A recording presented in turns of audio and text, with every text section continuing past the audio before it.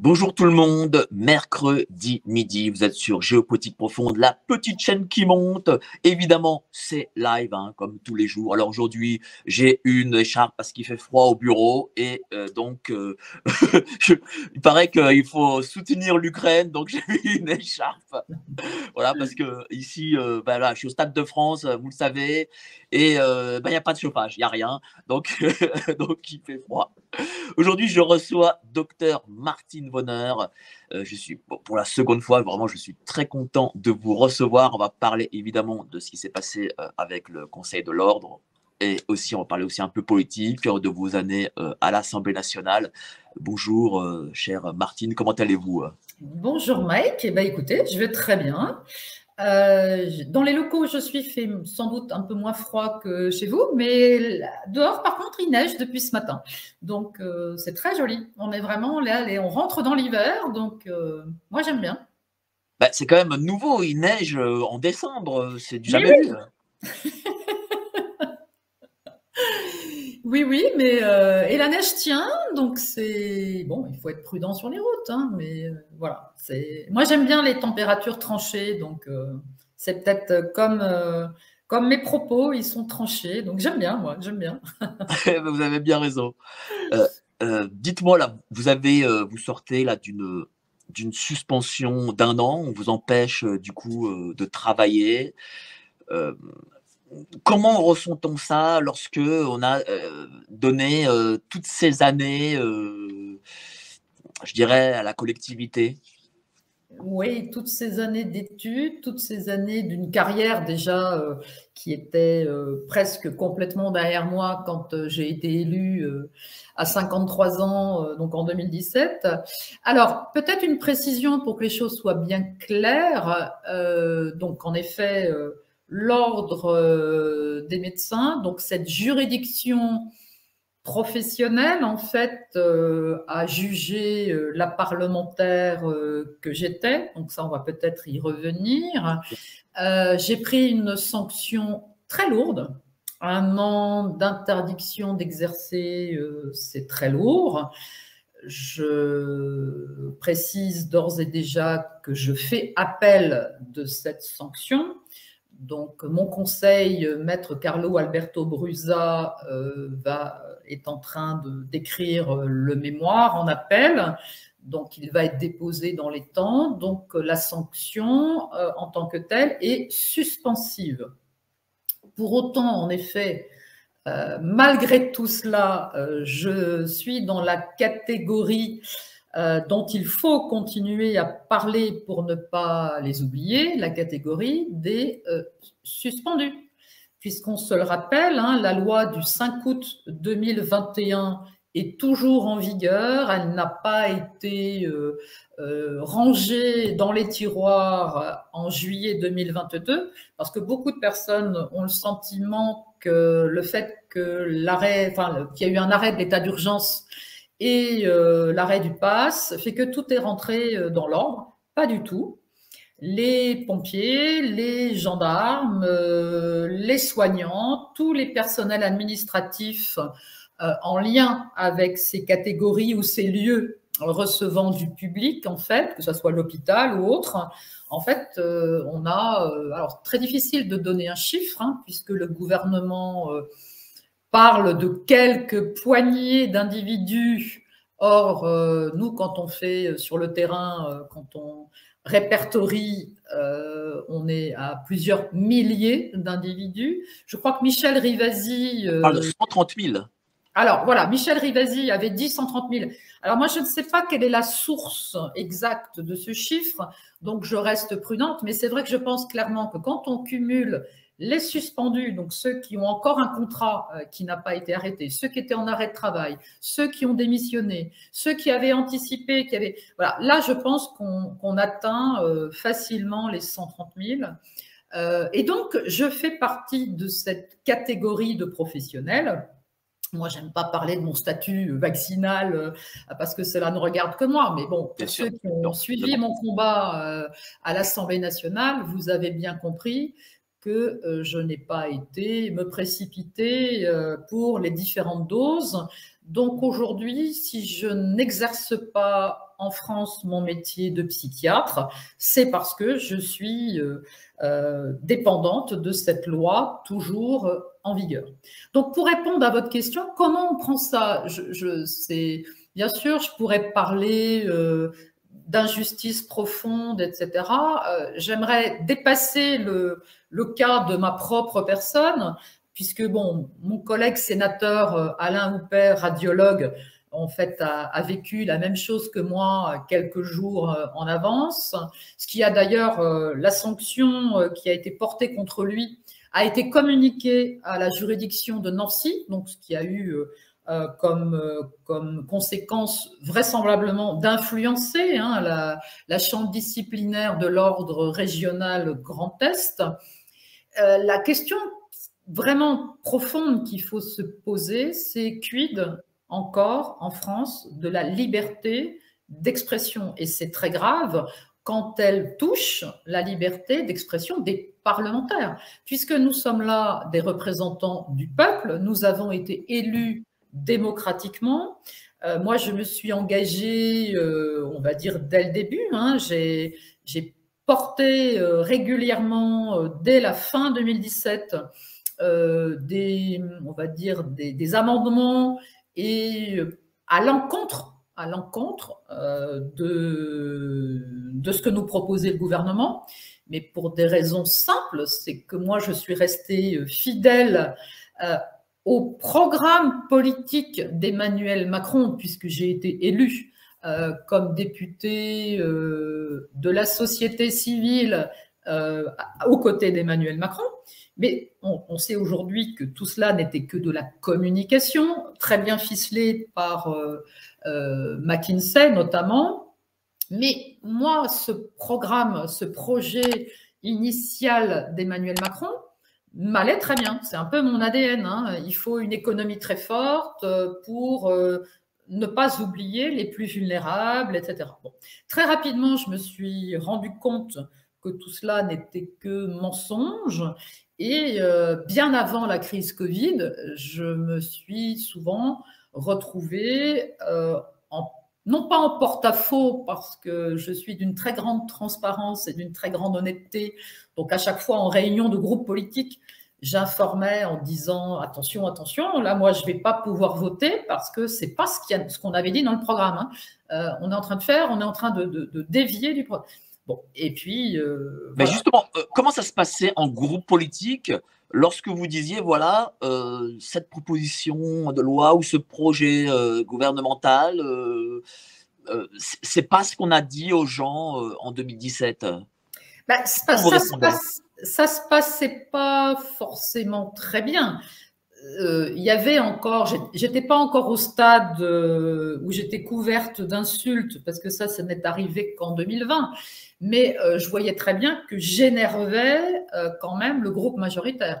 Et plusieurs fois, j'ai été invitée à venir m'expliquer dans le bureau de Gilles Legendre, qui présidait le groupe à ce moment-là, pour dire non mais Martine, tu fais n'importe quoi. Enfin, on te rappelle que quand tu es dans un groupe politique, tu dois obéir. Et je disais mais attends, non, on nous a fait venir, nous de la société civile, justement pour être force de proposition, pour être le relais direct du peuple français. Et il y a eu notamment toute la crise des Gilets jaunes en 2018.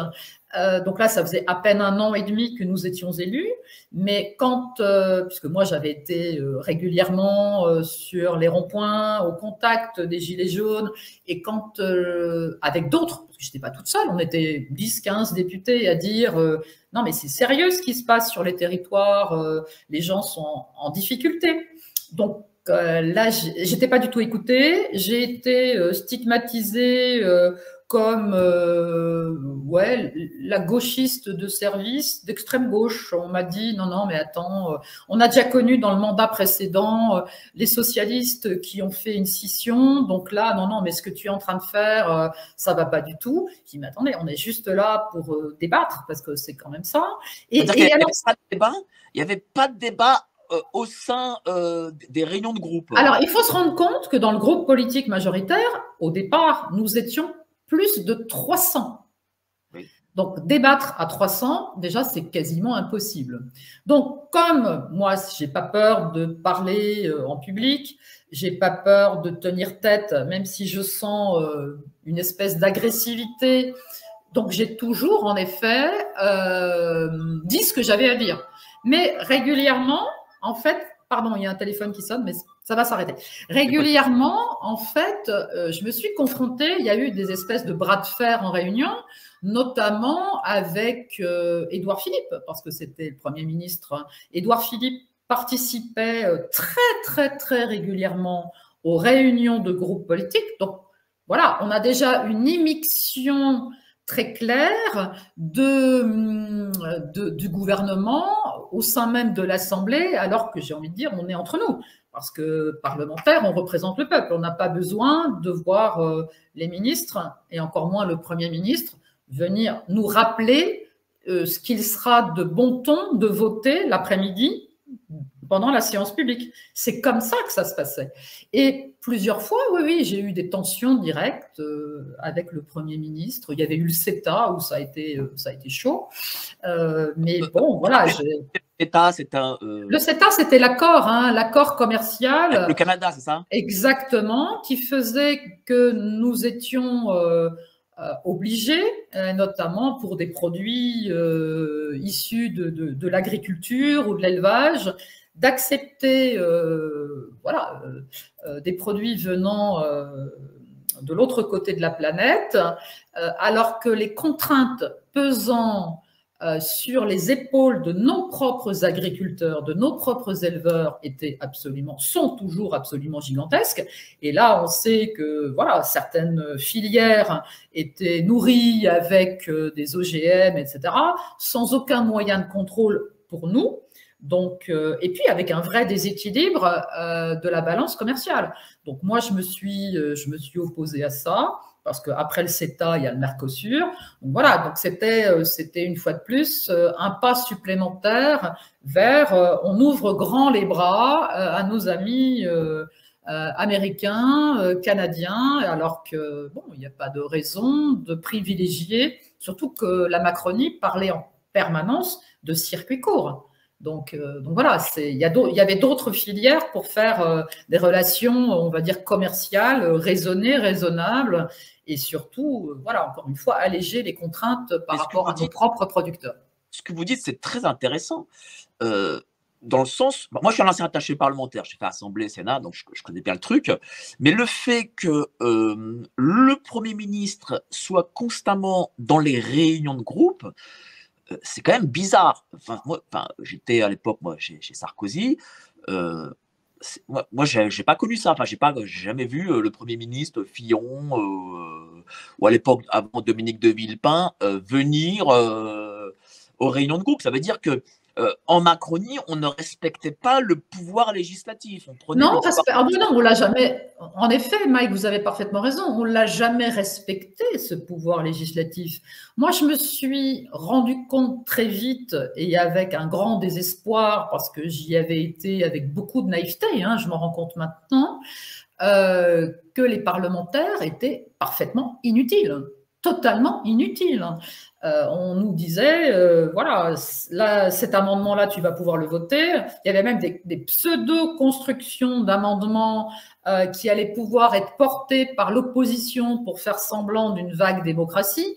Donc tout cela, c'était des alliances en amont. Mais le vrai débat, et bon, alors moi, je suis quelqu'un qui travaille beaucoup. Moi, j'y vais pas un peu la fleur au fusil. Moi, je rentrais dans l'hémicycle en ayant travaillé mes textes, en ayant travaillé mes amendements, etc. Et d'ailleurs, je crois que j'ai été la première parlementaire, c'était sur le projet de loi de la mise en conformité européenne de la procédure en fait Dublin. Donc c'est quand les migrants en fait donnent leurs empreintes dans les différents pays. En fait, quand ils arrivent à notre frontière, s'ils ont donné leurs empreintes en amont, on est légitime à les renvoyer sans même regarder leur situation. Donc là, ayant dirigé sur le plan médical le SAMU social de Paris et connaissant très bien ce champ-là des personnes en situation irrégulière, j'avais proposé certaines choses et j'ai été la première à déposer des amendements contre la majorité, enfin contre. Et là, j'ai subi toutes les foudres vraiment du groupe parlementaire où j'avais des pressions, des députés qui sont venus s'asseoir à côté de moi dans l'hémicycle en disant reste assise, tu vas quand même pas oser porter tes amendements. Ben si, j'ai osé. Donc là, on est en 2018. Donc c'est vrai que j'ai commencé à déranger très vite. Mais plusieurs fois, le président m'avait, il y avait eu quelques échanges et il m'avait dit non, mais c'est très bien. J'ai joué les utilités, si je puis dire. Il me dit mais non, mais c'est très bien, ça démontre qu'il y a une vraie démocratie dans le groupe parlementaire. Et là, je me suis rendu compte qu'en fait, non, enfin, tout cela, c'était qu'un grand cirque, un grand jeu, et que ma parole, de toute façon, ne portait pas, quoi. Et brutalement, donc, du côté social extrême gauche, donc la caricature est telle, j'ai basculé ces derniers temps, bien évidemment, du côté de l'extrême droite, puisque quand on remet en question le narratif Covid, là, forcément, on appartient à l'extrême droite. Donc, je continue à dire qu'entre l'extrême gauche et l'extrême droite, il peut y avoir un chemin à peu près cohérent, droit, au milieu. Et c'est sur ce chemin que Ensemble pour les libertés avance. Mais c'est dingue ce que vous dites, parce que le boulot du parlementaire, c'est évidemment la proposition de loi, et c'est aussi les amendements. Et empêcher un parlementaire d'amender, franchement, même à l'époque du RPR ou de ces partis-là, je sais pas, moi ça me paraît quand même très bizarre. C'est-à-dire qu'en fait, le nouveau monde, c'est la dictature. Ce monde-là, il n'a que le dé de démocratie. En effet, on peut y mettre autre chose derrière. Et c'est profondément choquant. Et aujourd'hui, alors plus que jamais, quand on voit, je crois qu'on en est au 9e 49.3. Donc, pour ceux qui pensaient encore une fois que les parlementaires pouvaient peut-être servir à quelque chose, non, on voit à quel point Elisabeth Borne, Première ministre, passe tout ce qu'elle veut comme elle veut à grands coups de 49.3. Alors, elle a le droit de l'utiliser, mais ça renvoie une image absolument désastreuse. Enfin, c'est même plus une image. La réalité est profondément désastreuse. Ce gouvernement se moque profondément de la représentation nationale, donc du peuple français. C'est hyper choquant. Enfin, moi, ça me choque. C'est terrible. Vous avez été co-rapporteur de la mission d'information relative à l'organisation territoriale de la santé mentale. Est-ce que, en tant que co-rapporteur, vous avez pu peut-être faire passer des textes où, là, pareil, on vous a dit non Non. Alors là, c'était peut-être le meilleur moment que j'ai vécu à l'Assemblée nationale. Donc, c'était, alors, en tant que psychiatre, j'étais à ce moment-là encore dans la majorité et j'ai énormément travaillé avec les services de l'Assemblée pour faire des propositions de réorganisation des soins en santé mentale. Parce que, ayant encore une fois un parcours à la fois du côté des tutelles, mais aussi dans des groupes privés où j'ai développé des projets de soins pour notamment des cliniques psychiatriques en France. Donc pour moi, il était important de pouvoir changer dans la loi tout ce qui dysfonctionnait du fait de ma connaissance en fait du terrain. Et donc quand on propose d'être rapporteur d'une mission, là, on m'avait dit, mais ça serait drôlement bien que tu prennes un co-rapporteur. Donc, en effet, Caroline Fiat de France Insoumise, aide-soignante, était tout à fait d'accord d'être ma co-rapporteure. Donc, on a fait un très, très bon travail.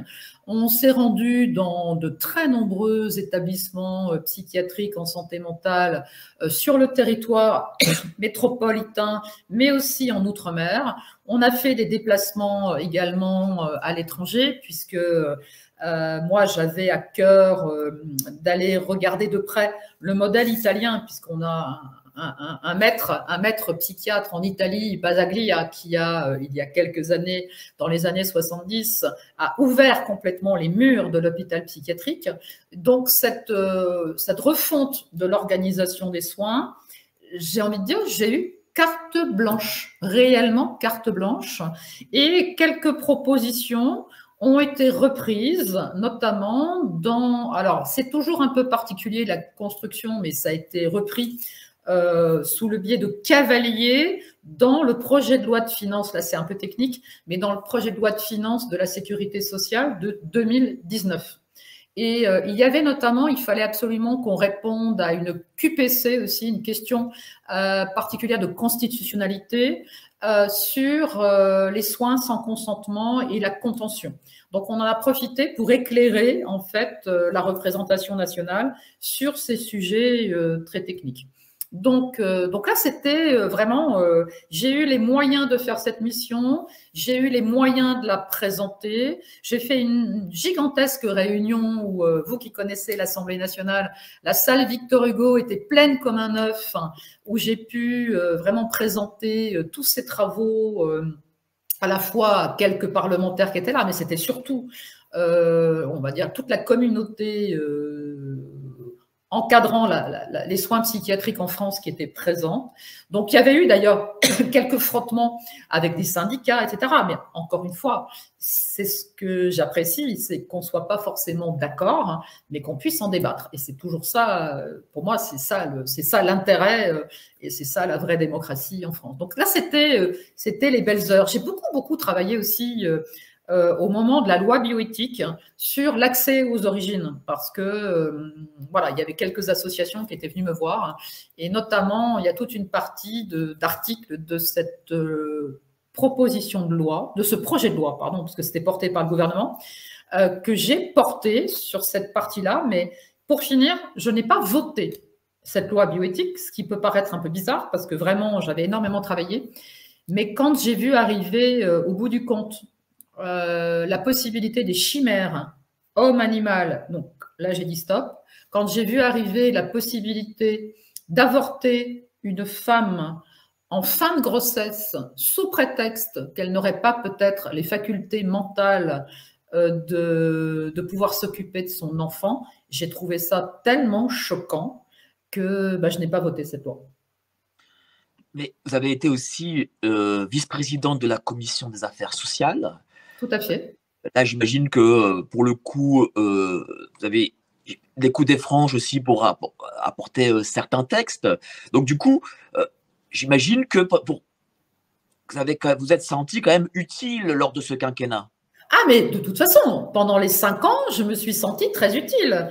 Et peut-être encore plus quand je ne faisais plus partie de cette majorité, parce que il faut aussi se rendre compte, c'est très compliqué quand on est un groupe politique de 300 et que justement on commence déjà un petit peu à énerver. C'est pas à vous qu'on va confier de porter une question au gouvernement, etc., etc. Donc de pouvoir avoir la parole dans un groupe de 300, au fond c'est compliqué. Alors après, quand j'ai basculé non inscrite, on m'a vu beaucoup plus à la tribune. Même si, alors j'ai eu beaucoup de chance parce que les non-inscrits sont tirés au sort pour pouvoir prendre la parole, mais je dois dire que lors de la gestion de la crise sanitaire, j'ai eu cette chance que de pouvoir intervenir régulièrement et porter en fait, encore une fois, la voix du peuple et d'un peuple qui ne comprenait pas ce que ce gouvernement était en train de faire. Parce que certes, la pensée unique, la stratégie unique qui était dictée, maintenant on le sait, par des officines comme McKinsey, Donc, on quid de la réalité du travail des hauts fonctionnaires dans les différents ministères, hein, c'est impressionnant. Mais là aussi, ça remet en cause vraiment le dysfonctionnement aujourd'hui au plus haut sommet de l'État. Mais justement, est-ce que ces gens de McKinsey, vous les aviez vus au sein de la majorité, peut-être traîner un peu, parce que y a certains, je dirais, entre guillemets, lobbyistes, ils ont la carte attachée parlementaire. Est-ce que vous les aviez vus ou est-ce que vous aviez appris ça dans les journaux, un peu comme tous les Français? Alors, j'ai vraiment appris ça de façon certaine, avec preuve à l'appui, et puis la hauteur des millions qui ont été distribués. J'ai plutôt appris ça par voie de presse. Pour autant, pour l'avoir vécu, tous les jours dans la boîte mail, il y avait énormément de mails de lobby, où il y avait des demandes de rendez-vous de lobby. Et mon équipe avait comme instruction de refuser, soit de jamais donner suite aux différents mails de lobby, soit de refuser. J'avais été, notamment quand j'étais vice-présidente de la commission des affaires sociales, et j'ai beaucoup travaillé au moment du projet de loi de finances de la sécurité sociale. Là aussi, j'avais été profondément choquée du fait que les syndicats professionnels, que ce soit la Fédération hospitalière de France, que ce soit la Fédération des établissements privés participant au service public, que ce soit le privé, hein, ils avaient les textes avant les parlementaires. Donc souvent, ils nous contactaient en disant, voilà, alors je vous propose tel et tel amendement. Et je leur disais, mais attendez, mais comment vous pouvez me proposer des amendements? Moi, j'ai pas encore le texte. Donc voilà, j'ai vraiment, là, j'ai ouvert grand les yeux, mais j'ai halluciné de ce fonctionnement. Je veux dire, moi, alors, il y avait parfois des idées intéressantes, hein, mais si l'une ou l'autre fois, j'ai pu porter une idée qui m'avait été soufflée, je l'ai très clairement écrit dans l'amendement. Voilà, suggéré par telle et telle fédération ou telle et telle. Voilà. Mais c'est juste incroyable. En fait, vous pouvez être parlementaire et quasiment ne pas travailler. C'est-à-dire que vous pouvez accepter tout ce qui arrive sur votre bureau, cuit, hein, déjà bien ficelé, et puis vous allez dans l'hémicycle avec les amendements qui ont été écrits par d'autres.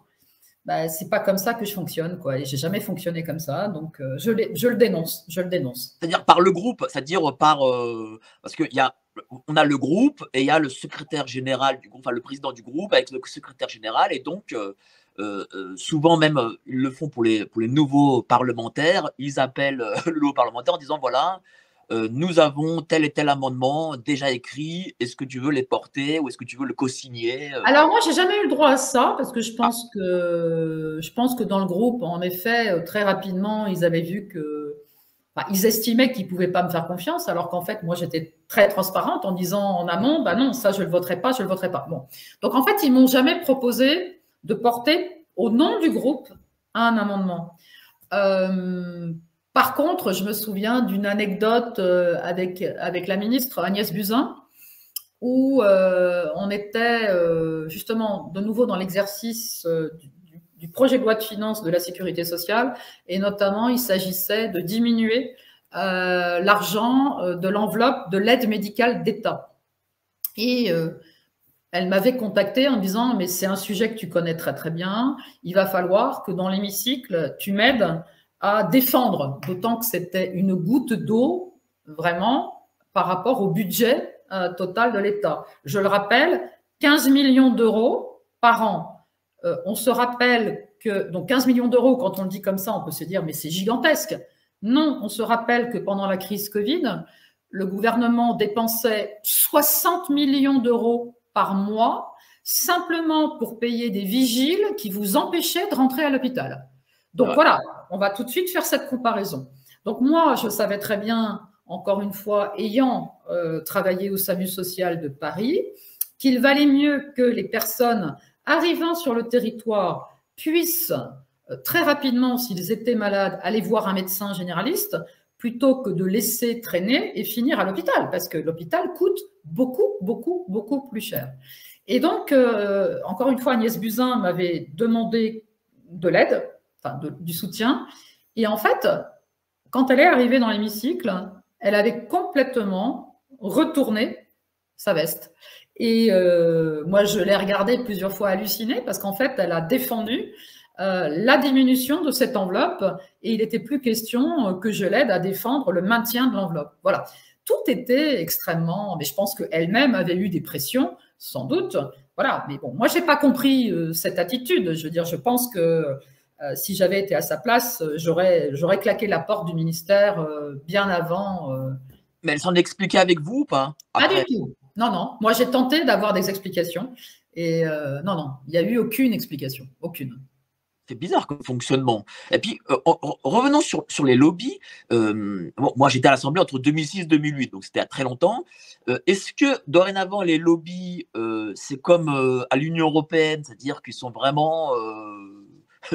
Ils se montrent voilà, comme étant lobby, ou est-ce que c'est encore, comment dire, assez caché Alors, ils n'ont pas leur bureau au sein de l'Assemblée nationale.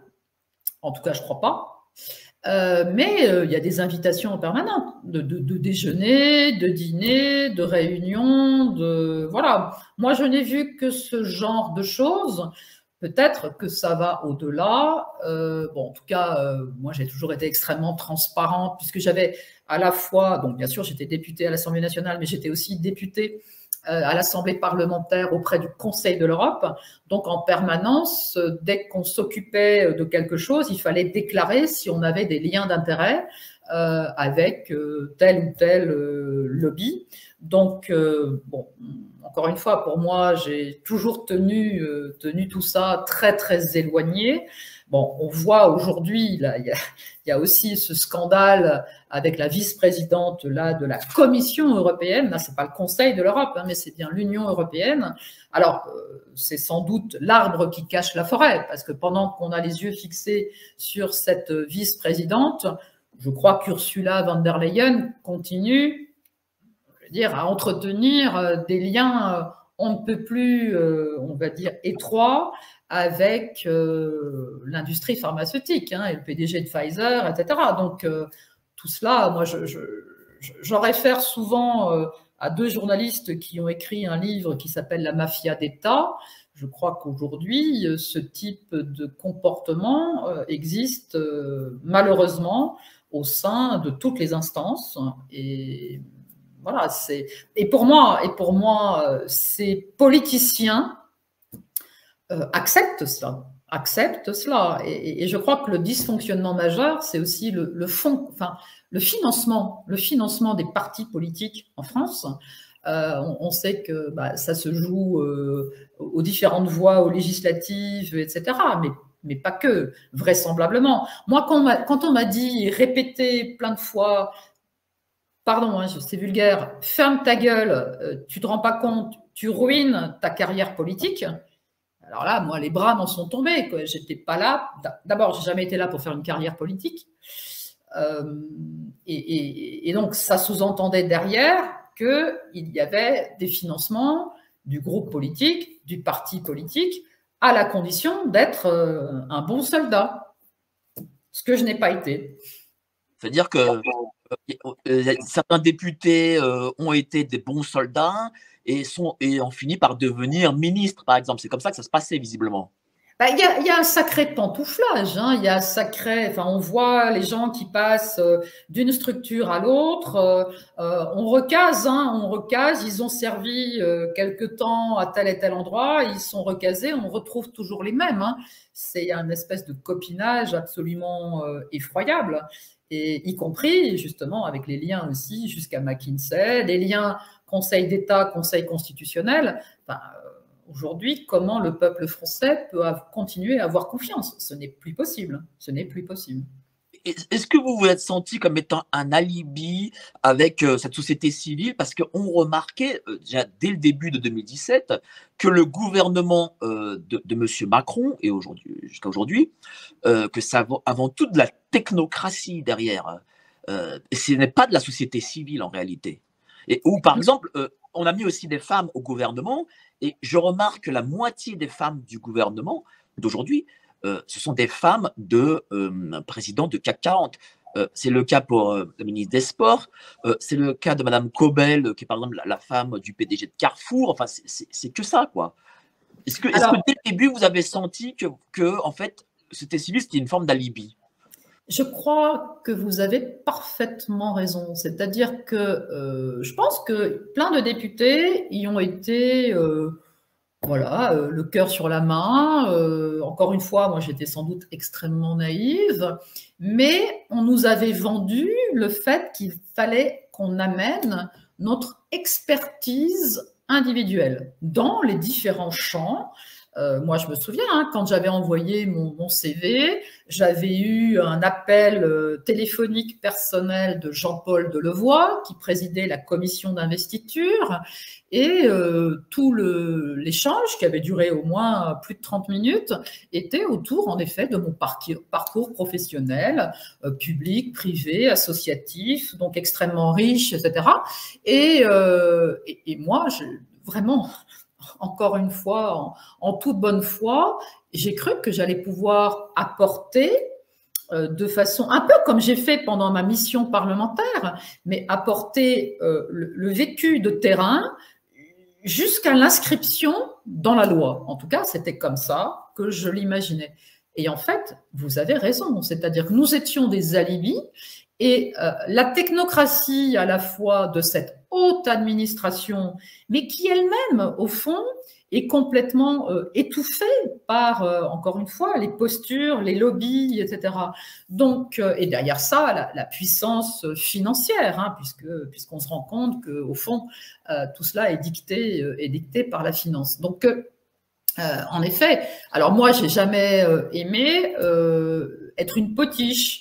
Je me souviens avoir dit à mon équipe un jour, mais j'ai l'impression de n'avoir jamais aussi mal travaillé de ma vie, parce que je me rends compte que tout ce que je fais est profondément inutile. Ça sert à rien, puisque les amendements sont balayés, parce que de toute façon, on doit juste être là comme des godillots. Vous vous souvenez, la terminologie, ben, elle était particulièrement bien trouvée, parce que les députés de la majorité, encore maintenant, continuent à être de vrais godillots. Ils obéissent au doigt et à l'œil. Donc en fait, on a quelque part la politique politicienne qui a pris le pas vraiment sur, j'ai envie de dire, la science pendant la crise sanitaire Covid, mais en même temps, les lobbies qui ont pris eux-mêmes le pas sur les décisions politiques, et cette technocratie qui a pris le pas sur l'expertise individuelle, l'intelligence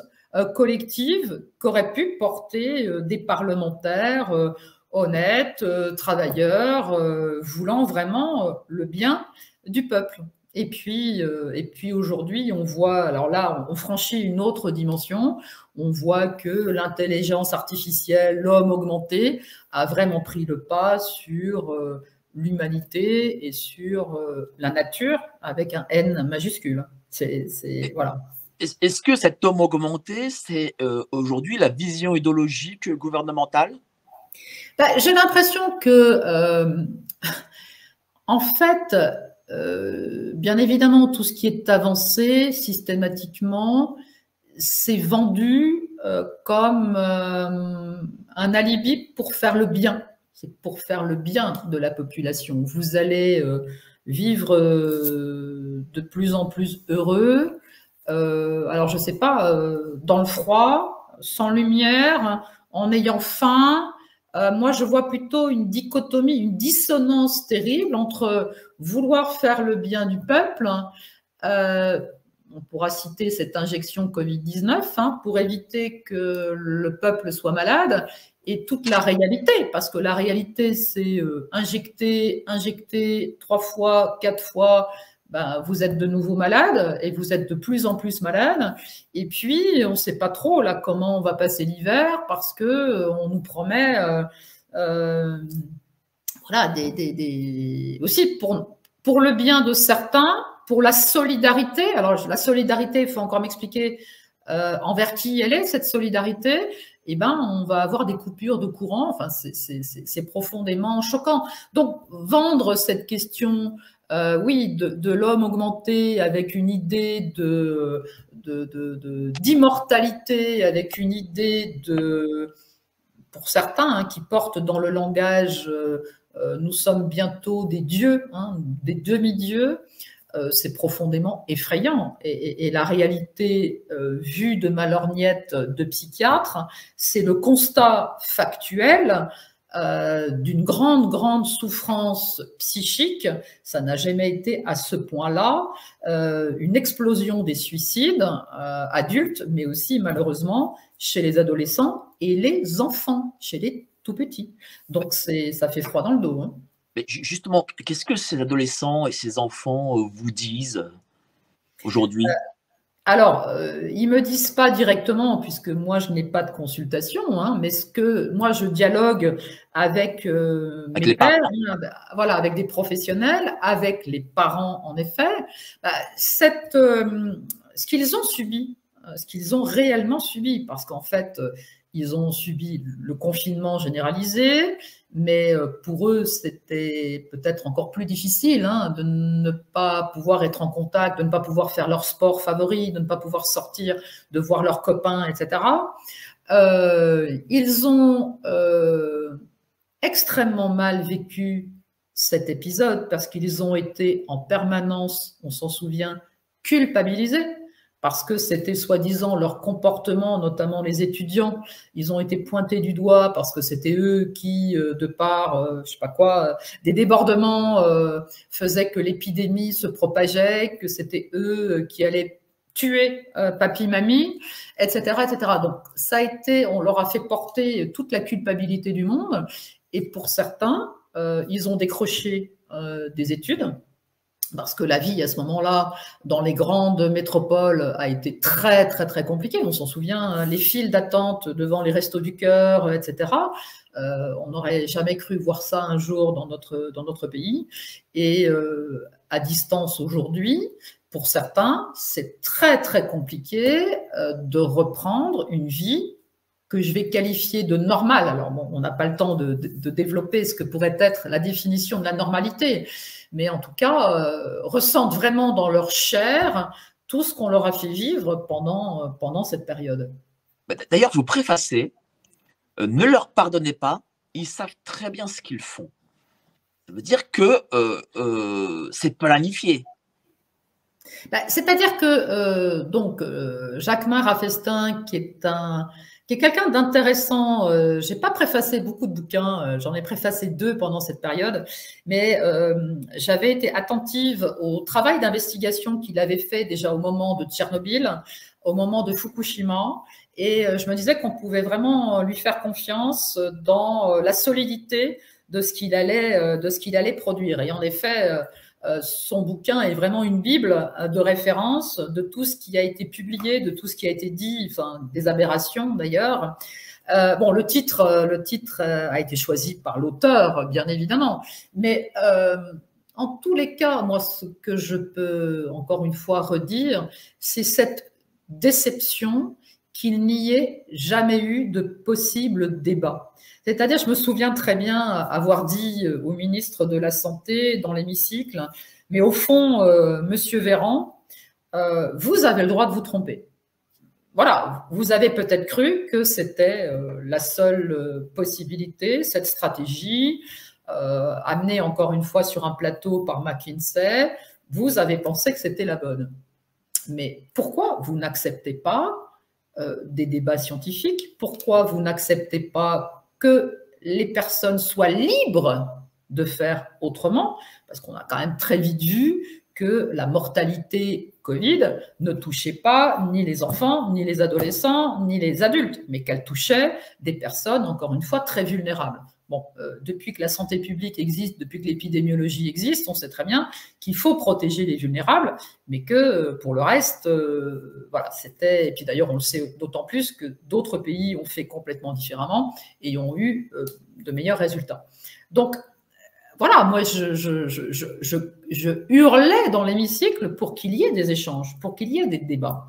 Et en effet, peut-être que la conclusion qu'on peut se dire, c'est s'ils ont refusé à ce point les débats, c'est qu'ils savaient très bien là où ils voulaient aller.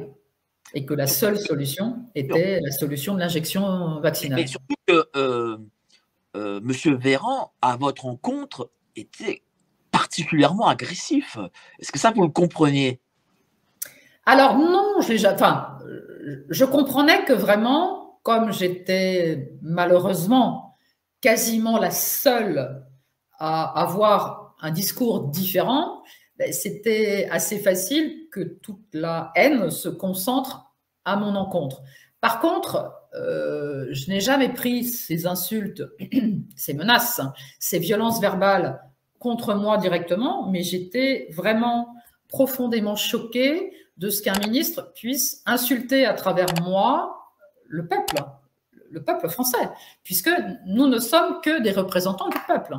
Donc, et d'ailleurs, il y a une fois, il a été extrêmement violent en demandant à un député LR même de sortir, de quitter l'hémicycle. Enfin, c'était juste hallucinant. Enfin, comment un ministre peut se comporter de cette façon-là, alors qu'au fond, le gouvernement est invité par la représentation nationale quand ils sont présents dans l'hémicycle. Donc c'était choquant. Je ne l'ai pas admis. D'ailleurs, j'avais fait une procédure de plainte contre le ministre qui a été bien sûr balayée devant la CJR. Hein.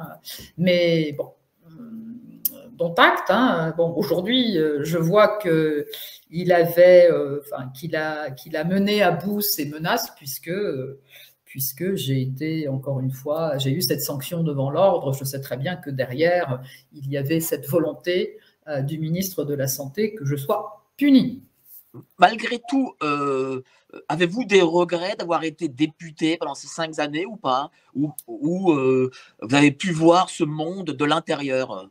Non, je ne regrette vraiment rien. Ça a été d'une grande richesse intellectuelle. Je précise intellectuelle parce que je me suis jamais autant appauvrie financièrement durant mon mandat. Puis alors là, aujourd'hui, mon quotidien devient compliqué. Mais non, mais je ne regrette absolument rien parce que je pense que j'ai, oui, touché du doigt vraiment ce dysfonctionnement majeur de l'État, de nos institutions. Et je sais que quelque part, repartir, souvent les citoyens me disent, mais si demain il y a une dissolution de l'Assemblée nationale, est-ce que vous y retournez? Ma réponse est claire, non. Non, parce que je vois à quel point ça ne sert à rien.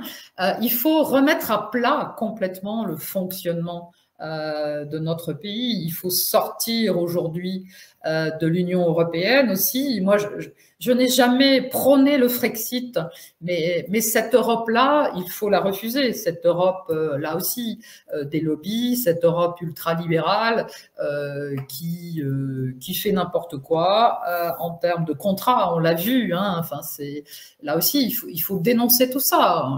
On voit, bon, aujourd'hui, c'est même plus, je sais pas quoi. Les Panama Papers, mais c'est des sacs de billets de banque. Enfin, c'est hallucinant. On se croirait dans un film, mais le film est devenu réalité. Donc, il faut dénoncer tout ça. Et tant qu'on ne remettra pas à plat de façon, voilà, vraiment, il faut repartir de zéro. Les gens ne pourront plus avoir confiance. On comprend pourquoi les gens ne se déplacent plus pour voter, mais parce qu'on ne peut plus avoir confiance dans la politique politicienne. Les gens vous le disaient, nous n'avons plus confiance dans cette politique. Ah oui, oui. On ne nous écoute plus. Oui, tout à fait. Et d'ailleurs, j'ai dû expliquer énormément pourquoi j'ai créé mon propre parti politique, Ensemble pour les libertés.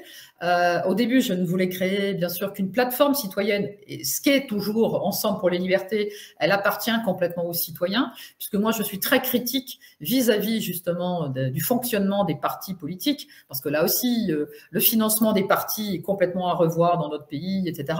Mais en créant cette association, le statut juridique, comme j'étais députée, ne pouvait être qu'un statut juridique de parti politique. Donc aujourd'hui, je suis même plutôt contente que ça soit un parti, parce que c'est un parti complètement différent des partis qui existent, des partis qui sont dans le système depuis trop d'années Et aujourd'hui, comme j'ai un peu de temps, je structure, voilà, il y a des référents partout en France, il y a des relais locaux. Et j'invite d'ailleurs à tous ceux qui voudraient nous rejoindre, pas forcément d'adhérer, mais au moins de soutenir. On est à la fin de l'année, donc si vous voulez défiscaliser, soutenez, soutenez, C'est soutenez. maintenant. Voilà. C'est maintenant, soutenez notre action. Puis en plus, on vient d'avoir une plateforme de paiement toute neuve qui fonctionne depuis cette nuit, parce qu'on avait quelques soucis là depuis quelques semaines. Donc là, ça refonctionne. Donc allez-y, on a besoin parce que nous sommes en contact direct des citoyens. Je suis en contact direct aussi avec beaucoup d'élus locaux, des élus de proximité. Moi, je crois vraiment que demain, la France va pouvoir se redresser en faisant confiance dans les élus locaux. Parce que c'est sur les territoires que les choses vont pouvoir se reconstruire, se rebâtir. Il faut oublier tout ce qui se passe au niveau national. Il faut sortir de ce fonctionnement avec toutes les choses qui descendent d'en haut. Il faut vraiment que les citoyens se regroupent. J'aime beaucoup la logique notamment de Madame Bugeaud qui travaille sur les groupements d'intérêt. Ça a beaucoup de sens. Évolue droit. Exactement, ça a beaucoup de sens. Et c'est comme ça qu'on va pouvoir faire vraiment des propositions pour une France de demain. Mais quand vous dites il faut remettre à plat, est-ce qu'il y a peut-être des articles à changer dans la Constitution ou peut-être faudrait-il aller vers, je ne sais pas moi, faut sortir peut-être de la Ve République. Alors, je ne sais pas. Alors bon, moi, je ne suis pas juriste. Hein. Je travaille beaucoup avec, encore une fois, avec des élus locaux, avec des juristes, et on réfléchit à tout ça. Est-ce qu'il faut, en effet, changer de constitution? Moi, j'aime bien la constitution telle qu'elle est parce que j'aime beaucoup, je bichonne l'article 3 qui nous rappelle que le peuple est souverain. Faut-il encore lui donner les moyens de sa souveraineté et lui faire comprendre, parce que c'est ça aussi, je pense qu'aujourd'hui, les citoyens ne comprennent pas que le pouvoir, au fond, c'est entre leurs mains. Donc peut-être faut-il retravailler cette constitution, mais je crois surtout qu'il faut aller faire le ménage au plus profond de tous les bureaux, de tous les couloirs, de nos institutions. Et tout à l'heure, j'ai cité le Conseil d'État, le Conseil constitutionnel. On voit les liens, mais c'est plus possible de fonctionner comme ça. Comment voulez-vous que le Conseil d'État remette en question suffisamment? Alors même si aujourd'hui, j'ai vu passer, vous savez, le monsieur qui fait les affiches, là, monsieur Fleury, qui fait les énormes affiches dans le sud de la France, oui. Ben, le Conseil d'État a débouté on va dire le président contre lui, donc lui il va pouvoir continuer à laisser libre cours à son imaginaire et surtout à faire de la communication différente, et je l'en remercie parce que là aussi il faut amener en permanence une possibilité de réflexion à tous les niveaux. Et il faut que les citoyens sortent de cette pensée unique. C'est apprendre à renouer avec l'esprit critique. C'est ça qui est important.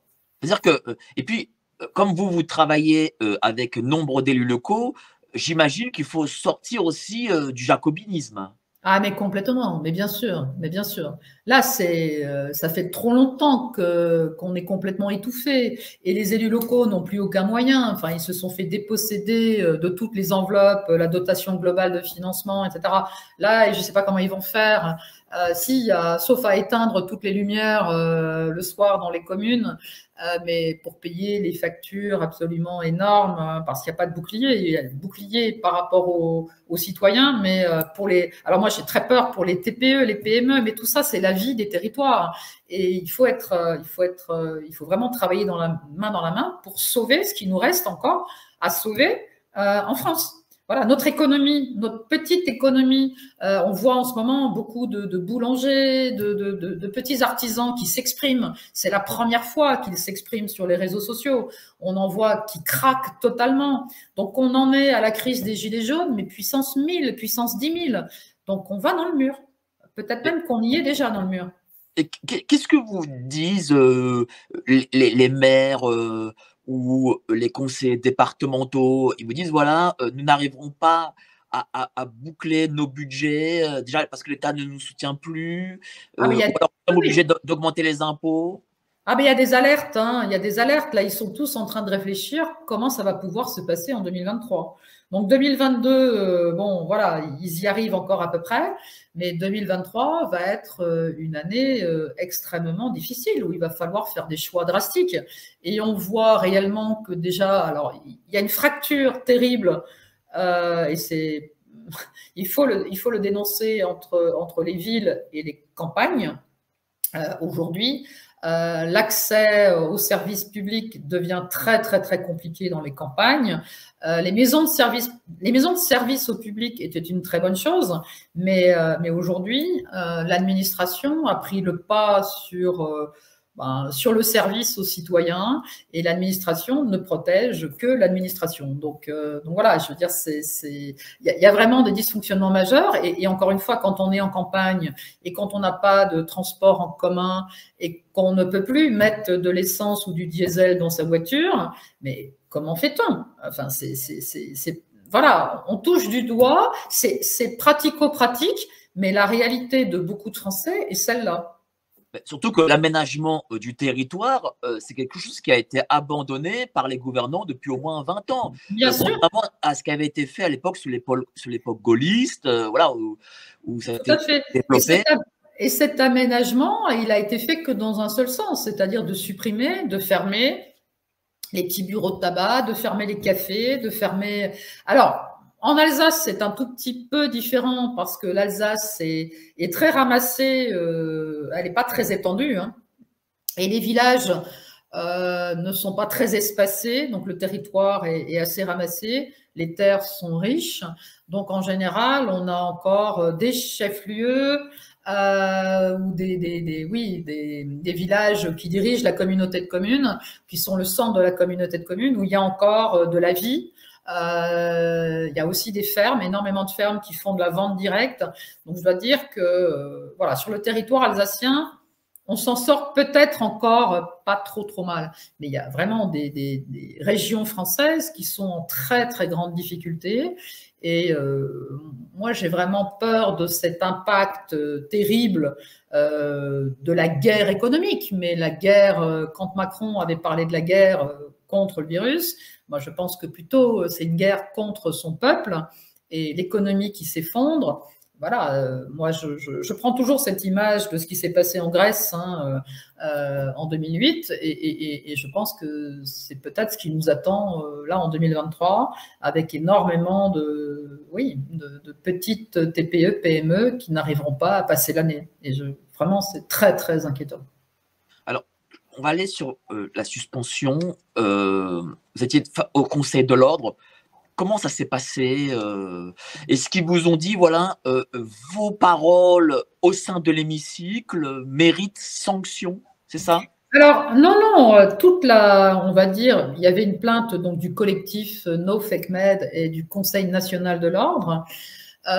Tout l'art pour les deux parties demanderesses était de démontrer que c'est le médecin qui s'exprimait et non pas la parlementaire. Donc, ils ont fait fi de ce qu'on appelle l'immunité parlementaire.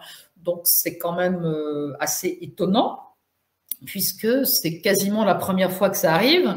Et c'est inquiétant parce que ça voudrait dire que demain, je ne sais pas quoi, un homme de droit, par exemple, un juriste ou un avocat, ne pourrait plus étudier les projets de loi parce qu'on pourrait leur reprocher je ne sais pas quoi, comme moi en tant que médecin, en fait, j'aurais dû ne jamais intervenir sur la crise Covid.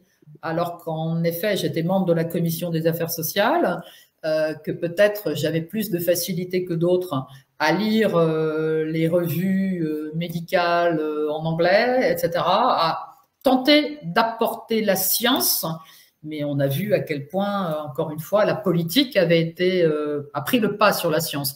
Donc, en fait, comment ça s'est passé Les avocats des deux parties sont intervenus. Comme m'a dit mon conseil, qui est maître Carlo Alberto Brusa, ils ont pendant plus de 2 heures, tenté en tant qu'avocat de faire de la médecine. Maître Brusa a fait du droit, donc il n'a pas forcément été suivi sur toute la ligne, mais je crois que ce qui avait été demandé à mon encontre comme sanction était beaucoup, beaucoup plus lourde que les 1 an. Donc voilà, aujourd'hui, encore une fois, la procédure est en appel et je pense que la question de la possibilité pour un parlementaire de s'exprimer, quel que soit son métier, c'est-à-dire que j'aurais été plombier, on m'aurait dit, bah, au fond, oui, vous avez le droit de dire ce que vous dites. Comme je suis médecin, on m'a reproché mes prises de parole. Alors, quel que soit le moment où je me suis exprimée, au sein de l'hémicycle ou dans l'espace public, j'avais toujours mon écharpe en manifestation, etc. Donc, c'était toujours en tant que député que je m'exprimais, d'autant que je n'avais pas de réelle activité médicale pendant mon mandat. Qui siège dans ce conseil? Est-ce que ce sont des médecins? Est-ce qu'il y a aussi, je ne sais pas moi, peut-être des juristes?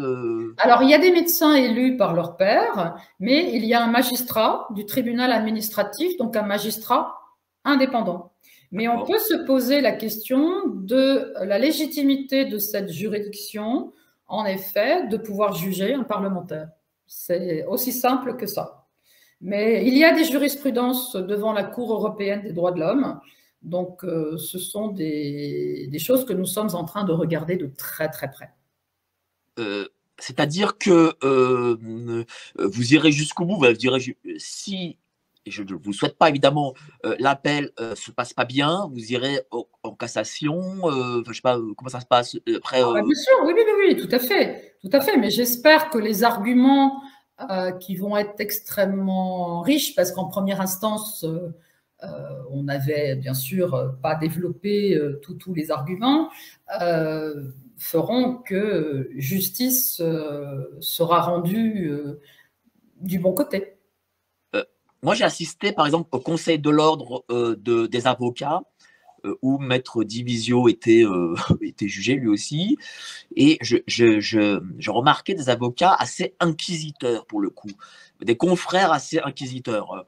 Est-ce que, sans trahir ce qui s'est passé, est-ce que c'était un peu la même chose pour vous? Alors, pendant la séance, à l'ordre, pas du tout.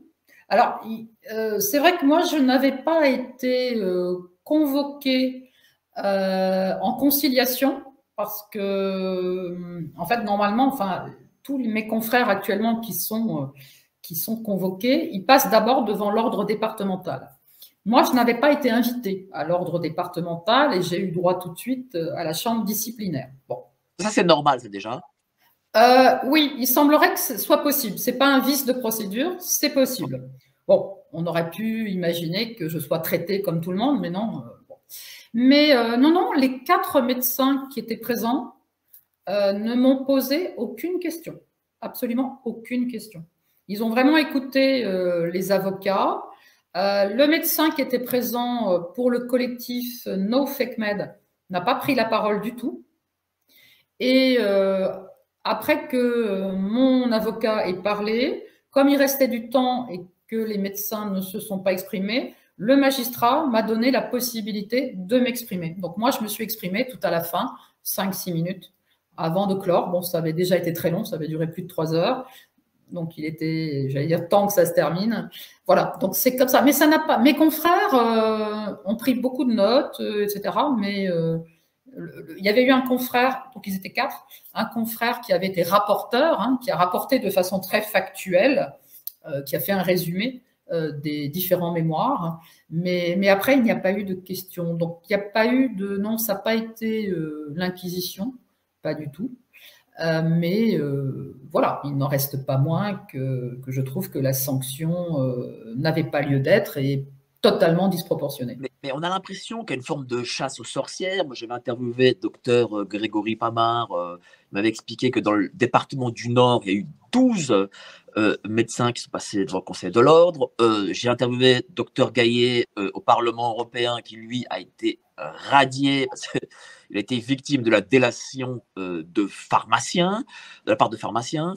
Et de ses confrères, et d'un confrère, voire de 2 au CHU. Voilà. On a le sénateur Houpert, vous-même, on sent que Mais c'est du jamais vu, hein. Oui, c'est du jamais vu. C'est la première fois qu'il y a en effet, oui, on va l'appeler la chasse aux sorcières, c'est le mot qui me vient le plus juste. C'est la première fois que dans un temps, on va dire limité, il y ait autant de professionnels du soin qui soient poursuivis. On en rajoute en effet des universitaires.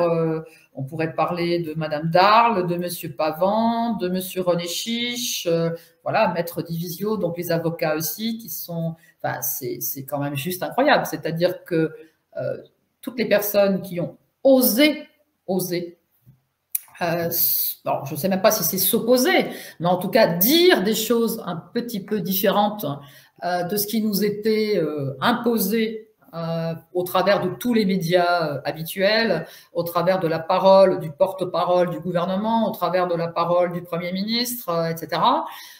Dès qu'on a osé s'écarter un tout petit peu, ben, nous sommes aujourd'hui, nous devons rendre, voilà, nous devons nous retrouver devant nos juridictions, encore une fois professionnelles. C'est tout à fait anormal. C'est du jamais vu. Enfin, je veux dire, dans l'histoire de ce pays, autant de professionnels face au Conseil. Non, non, c'est vraiment du jamais vu. Alors moi, j'ai regardé un petit peu. Non, non, c'est du jamais vu. En effet, alors bien sûr, il y a des gens qui sont un peu plus connus, mais il y a énormément de confrères aujourd'hui qui ont pris un an ou alors des blâmes. Enfin, c'est aussi très, ça dépend. Ça dépend des juridictions, ça dépend des régions. Et puis, quelques professionnels qui étaient très proches de la retraite ou déjà en retraite, qui sont radiés, donc terminer une carrière professionnelle médicale quand on a consacré sa vie aux soins et aux autres, et qu'on n'a jamais fait la moindre faute médicale, de terminer comme ça, c'est profondément choquant, et on ne reconnaît plus du tout la France. Est-ce que vous pensez que nous sommes encore en démocratie ou En tout cas, j'ai pas la même définition que de la démocratie. Pour moi, justement, la démocratie doit être la garante de toutes les libertés. Et c'est pour ça que je suis fière que mon parti politique s'appelle Ensemble pour les libertés, parce qu'en effet, c'est toutes les libertés que nous défendons. Et aujourd'hui, on voit que les libertés sont vraiment mises à mal dans notre pays. vous vous battez, vous n'êtes pas, vous avez le moral, vous êtes optimiste malgré tout? Oh, j'ai pas mauvaise mine, hein, donc. Non, ça va bien. Non, alors bien sûr, il y a des moments difficiles, hein, il y a des moments difficiles, mais voilà, je pense qu'il y a une justice. Je ne sais pas où elle est, la justice. Il faut la secouer, il faut aller la chercher. Mais il y a surtout un chemin de celui d'Ensemble pour les libertés, un chemin qui est droit, un chemin qui est juste, un chemin qui est bienveillant. Et au bout du chemin, il y a une jolie lumière. Donc voilà, il faut. Et plus on est, on va dire, solidaire dans cette bienveillance. En fait, ce sont nos rangs qui augmentent hein, tous les jours. Donc, je garde confiance. Merci beaucoup, docteur Martine Vonner. Bravo pour votre courage. Vous forcez vraiment l'admiration. Je vous souhaite vraiment le meilleur. Et je sais que cette parenthèse va bientôt se refermer. J'en suis persuadé. Voilà, parce qu'il faut garder.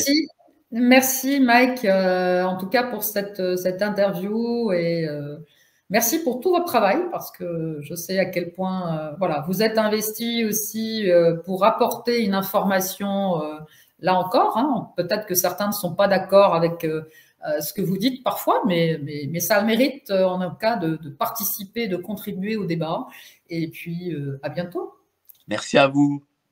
Merci. Je sais qu'on se reverra très vite. À bientôt. Au revoir. Au revoir.